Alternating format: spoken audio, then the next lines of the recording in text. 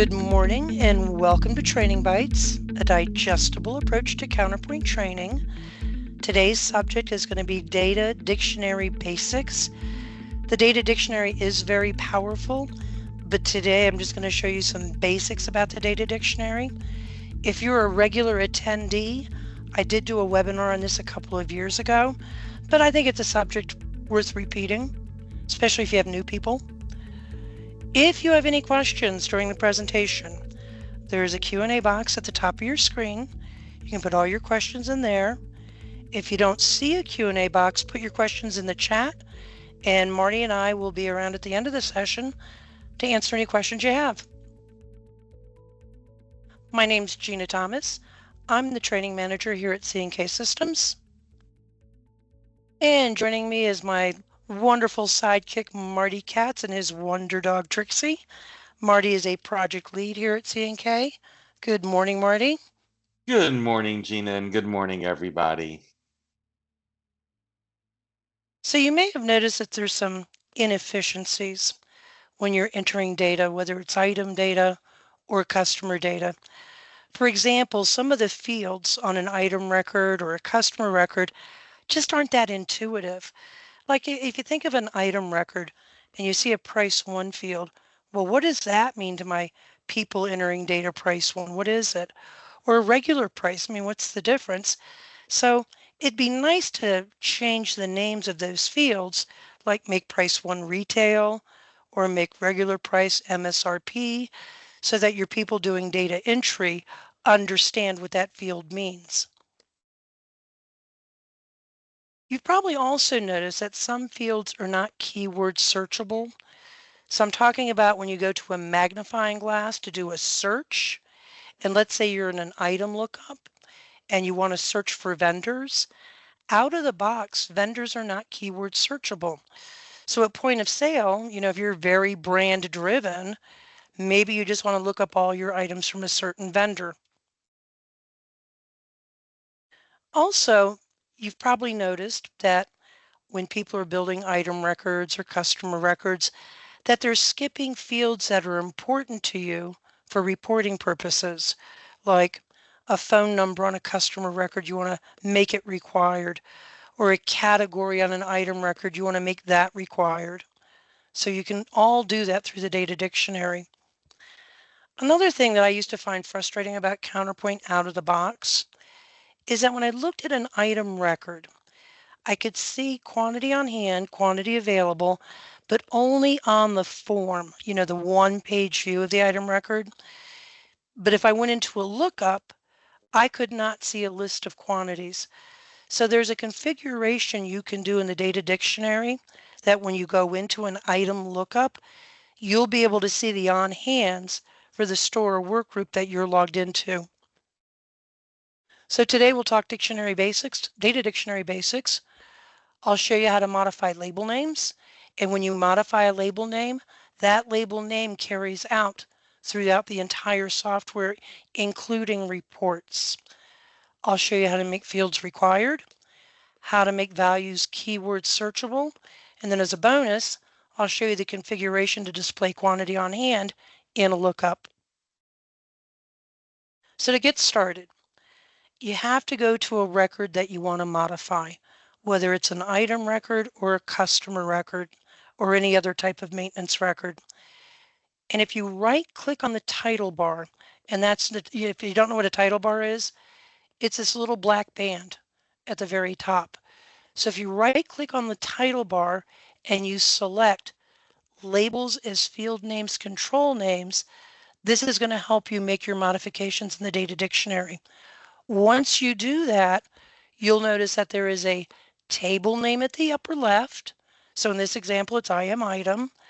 And then if you wanted to change something like the price one or the regular price to a different name or the category to a different name, those are columns, and you can see the name of the columns here. So it's not plain English, it's SQL. So when I go into the data dictionary, in this example, I would want IM item and maybe the PRC_1 column to change it to retail. In order to make the change, you need to go to Setup, System, configuration, data dictionary, and by default, the screen that pops up is this screen here that says data dictionary. This is not the one you need to start with. You need to start with the system data dictionary. So in order to get to the system data dictionary, you just have to click on this button right here called System DD, and that'll bring the System DD forward. Then you need to select a table. So in my earlier example, the table I selected or that I needed to select is IM item. And then down in the box down here, you need to select a column, whether it's price one, regular price. In this example, I chose item number because maybe I want to change the word item number to SKU. Once you've selected a table and a column, you'll click on Customize Column, and that will actually return you to the data dictionary screen. So you can see here it's data dictionary. In order to change label names, like in this example, I highlighted item number, I come over here to the right on the main tab, and I put in my display label, long label, and report label, all as SKU. And then if I wanted to make the field required or keyword searchable, I would come over here to the right and I would make required yes, keyword searchable yes, either or both. Now item number by default is keyword searchable, but things like your vendors are not. Item number is currently a required field, but fields like category and vendor are not required fields. So you can make that column required, keyword searchable. You can also make a picture mask. Again, we want to have consistent data entry. And sometimes when people are entering phone numbers, they're not consistent. Some people use parentheses, some people don't. Some people use dashes, some people don't. So again, with the data dictionary, if you go to the system DD, select the table AR cust, select the column phone underscore one, customize the column, you'll return back to the data dictionary. You'll click on the custom tab, and then here on the picture mask line, you'll just type hashtag, hashtag, hashtag, dash, hashtag, hashtag, hashtag, dash, hashtag, hashtag, hashtag, and that will force your users to use that format when entering phone numbers. And of course, when you make any changes in the data dictionary, when you're done, you need to come up here to save and refresh. Now that button just blinks at you. It doesn't look like it's doing anything, but you do need to press it. So another thing I'm going to show you today is how to add quantitative values to your lookups. So again, you're going to go into the system DD. It's going to be IM item. Your column is going to be item no. You're going to click on customize column. That'll return you to the data dictionary. You'll click on the other tab, and then on the lookup table line, you'll select a table called VI, IM item with INV, and your lookup field will be item no. You'll click on save and refresh, and for this type of configuration, you need to restart Counterpoint in order for it to take effect. So if you're changing label names, or you're making fields required, or you're making them keyword searchable, typically you don't need to restart Counterpoint, but for this one you do. Okay, let's go into the software and take a look.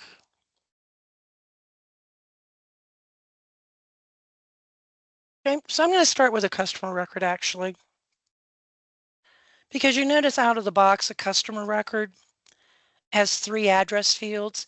So which one is which? What do you use it for? And again, not intuitive.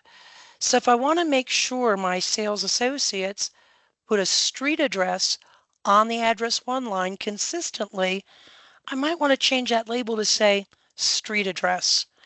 Maybe address 2 can be a PO box number or a suite number. You can do whatever you like, but let's, again, we want that consistent data entry. So it's super easy to do. Here I am in a customer record.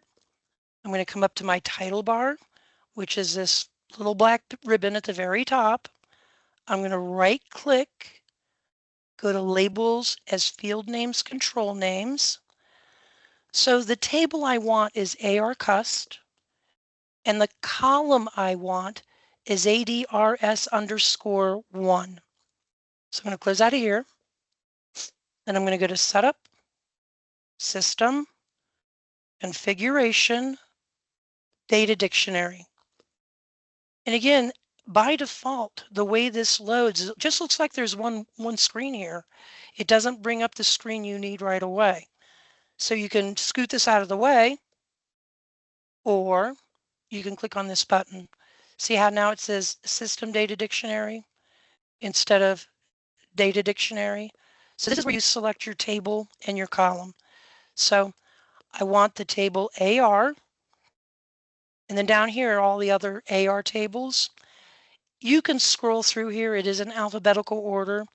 Or if you just click on one of these fields and just start typing AR__ Cust, there's a little search built in. So I'll choose that.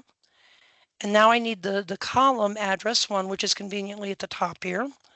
But if I needed something else, again, I could scroll through, or let's say I'm looking for a phone, I could just click somewhere and start typing. But I want address one.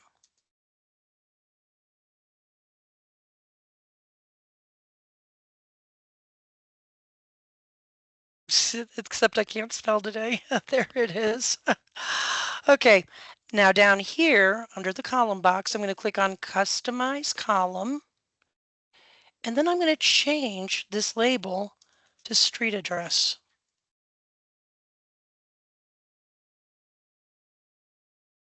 And I think if I save and refresh, it'll populate all of them. So you don't have to type on every single line. When you save and refresh, it'll populate those 3 lines or the other 2 lines for you. And like I said, it'll take effect immediately. So if I go into customers and customers, you can see now that street address is not address one anymore, which is pretty nice. Next, I'd like to talk about making fields required. I've noticed that, a lot of you do inventory adjustments. If you don't know what an inventory adjustment is, it's a way to fix quantity in the inventory. And one of the features of an inventory adjustment is the fact that there is a reason code. And it's not required by default. You may want to require that so when you're running reports about adjustments, somebody will have had to pick a reason as to why they did that adjustment, which is just going to make your reporting more accurate. Why did you adjust those 50 items? Here's the reason. So I want to make this as a required field. So again, I'm just going to go to the title bar, this little black ribbon. I'm going to right click, labels as field names, control names. The table I want is IM ADJ TRX, and the column is Rees_cod. So again, I'm going to go back to my data dictionary. So setup, system, configuration, data dictionary. I want to go to the system DD first. I need the IM tables, and I want IM ADJ TRX. And then the column I want is Rees_cod. I'm going to customize the column. I'm going to come over here and I'm going to say, make this required, and then save and refresh. So let's go see that. So now if I go to inventory adjustments and I enter an adjustment, I will not be able to save this adjustment without populating this field.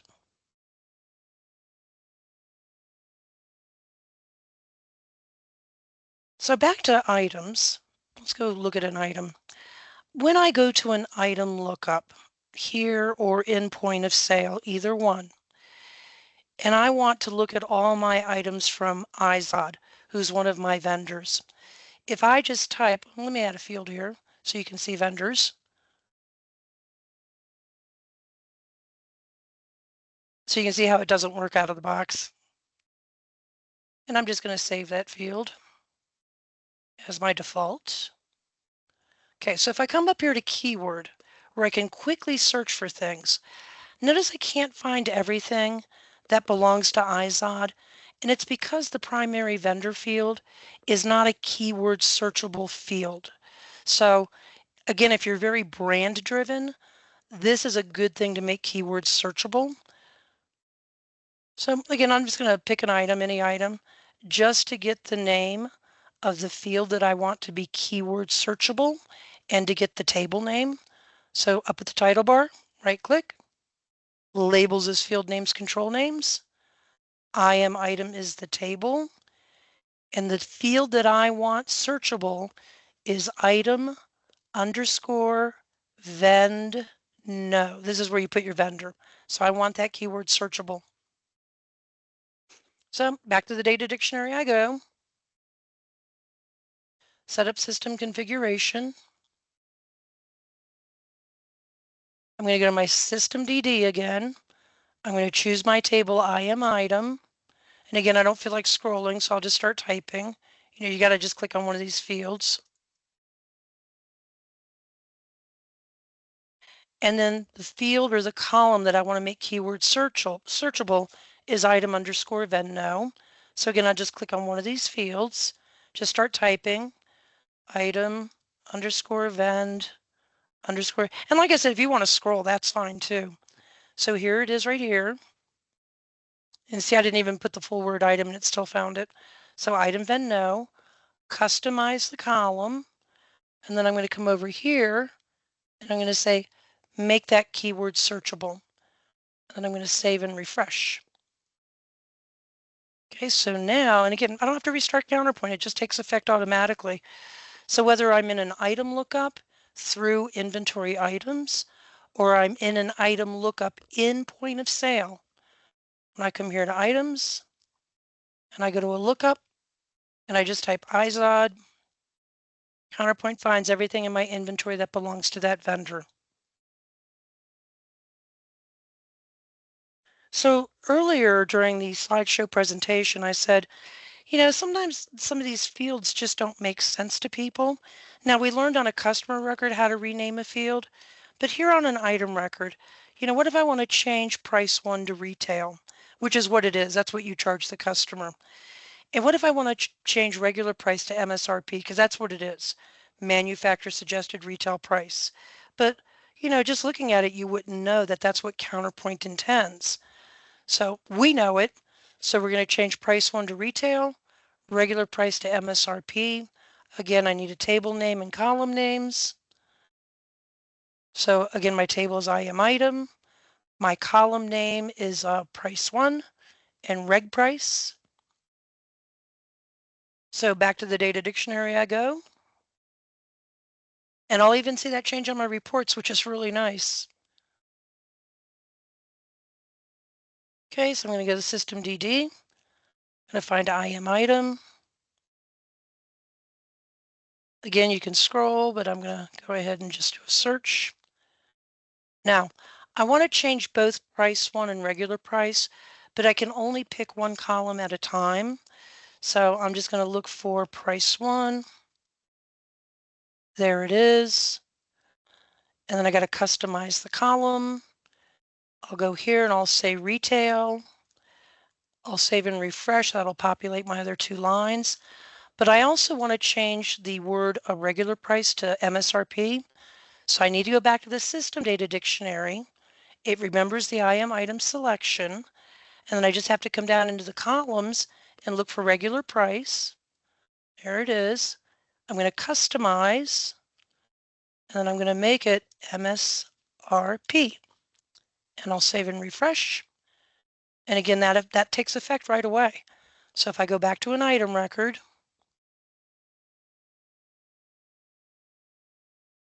so now it's retail and MSRP. Pretty handy.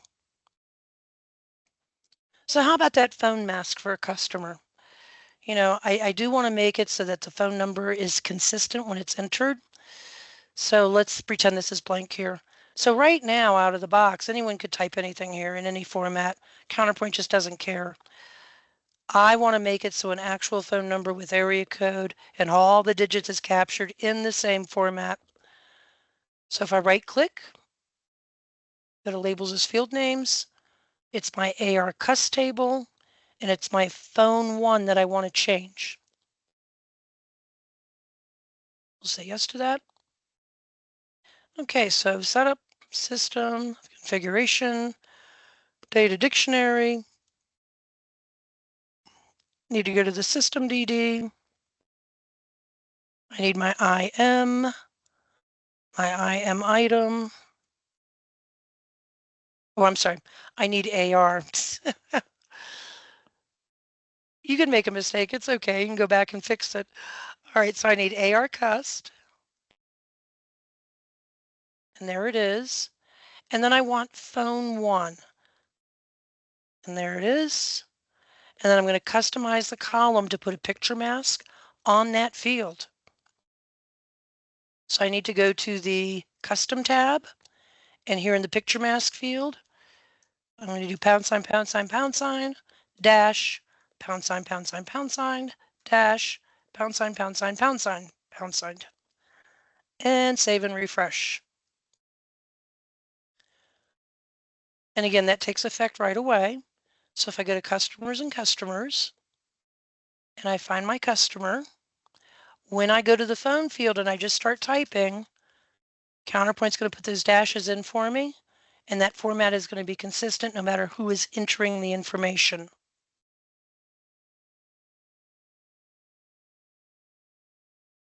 Okay, so let's go back to an item record.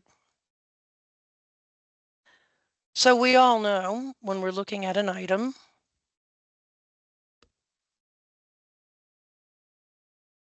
we have quantity on hand and quantity available, but just for this single item. So if I want to look at a quantity on hand or quantity available of another item, I have to flip through and find it, or I'm going to do a search and find it. But when I go into a lookup, if I want to see quantity on hand, now most of us know about the column designer, so you would think, well, let me go into my column designer and add quantity on hand. So I go to options here, I go to column designer, I come down to my queues, and womp womp, there's no quantitative fields here except whether the item is quantity decimals or not. So we're going to make it so that when I go into a lookup, I can see quantities. So I'm going to close out of here.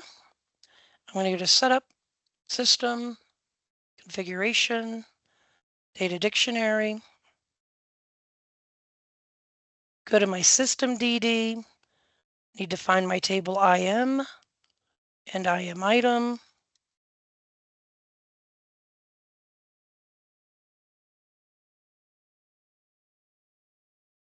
And the column I'm going to need is item number.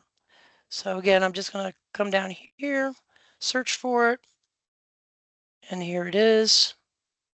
And now I'm going to customize the column, and I'm going to go to the other tab, and I'm going to come here to this lookup table.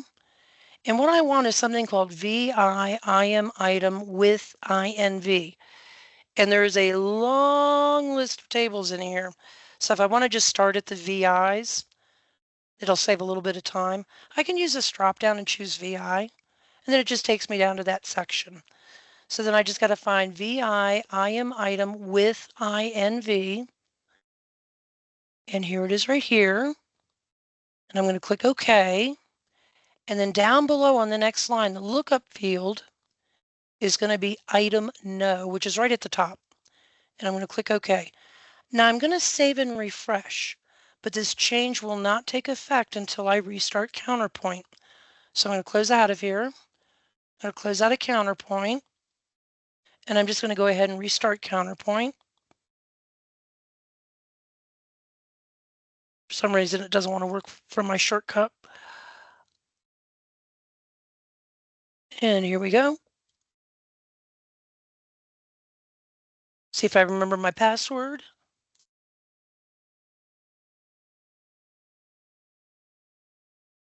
Now, when you make this configuration change, understand that you're only going to be seeing the on hands for the work group that you're signed into. So right now I'm signed into my main. So when I look at quantity on hand, it's going to only be main. It also matters which lookup you use. So if I go to inventory and items, there are two lookups here. There's a lookup right here on the item number line on a blank record, and there's a lookup up here on the toolbar. The lookup on the toolbar is not going to help you. You have to use the lookup on the item number line. Now, if you're looking at an existing item, you don't see that lookup. So if you're looking at an existing item and you want to go into a lookup to see quantity on hand, you're going to have to click on your little superhero here. And then you can go into this lookup and you can see automatically there's a quantity available here. But there's also going to be other quantitative values which you might find really helpful. So now when we go to the data dictionary or the column designer and you go down to the Q's, look at all the quantity values you have. You just don't have quantity decimals. You have quantity committed, you have quantity on hand, quantity on POs, quantity on dropship POs. I mean, so many things here. So if I want to add, it's right here, just double click. Maybe I want to move it up. I'm going to move this one down and click OK. So now I'm seeing my on hand and available for my main store. Now, if I want to see my on hand and available for my other store, I'm just going to close out of Counterpoint, log back in, pick the work group that pertains to the other store, and use the same lookup to see the values on hand. This is also pretty handy for spot checking your inventory. Okay, so that's just data dictionary, very basics about the data dictionary. And hopefully you learned a little something. So your key takeaways, you should know how to change the name of a field, how to make fields required, and how to make them keyword searchable. And if you try and do any of this and you get stuck, log a support ticket. Please just log a support ticket. We're happy to help you. Okay, of course, I love your feedback. You will get a copy or a link to the recording by Friday. And with that link to the recording, there is also a survey. You can be anonymous on the survey if you like. It's just 2 questions. Or if you want to do your survey today, you can go right to our website, www.cksystem.com/training bytes survey. You can also put in topic suggestions in your survey. Now, next month, May the 7th, this is one of my most popular topics next to physical inventory. So May 7th, mark your calendars. We're going to talk about reports, in particular, sales reports, and in particular, the sales analysis report, because it's one you can design. Also, the merchandise analysis report, which is another report you can design. And I will tell you, out of all the reporting needs that I ever have in Counterpoint, I usually find out that either sales analysis or merchandise analysis, like 95% of the time, is going to give me the information I need. And then I'll show you some other helpful reports like your valuation report and your history report. So make sure you sign up for May 7th. If you want custom Counterpoint training tailored to your business, give me a call at the toll-free number extension 3 or email me at training@cksystem.com. Sometimes training on your data makes a lot more sense than the data you see during the webinar, which is a golf store. Okay, Marty, let's look at the Q&A. Gina, you did too good a job. Oh, stop. There's That's no impossible. questions. Impossible. We have 19 people on the call. Nobody has a question?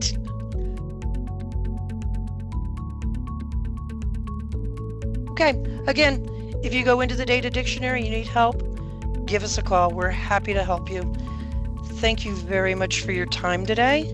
If you like this session, we have a repeat session in a couple of hours at 1 o'clock Eastern. If not, see you on May the 7th. Thank you everyone for your time. Have a good day, everybody.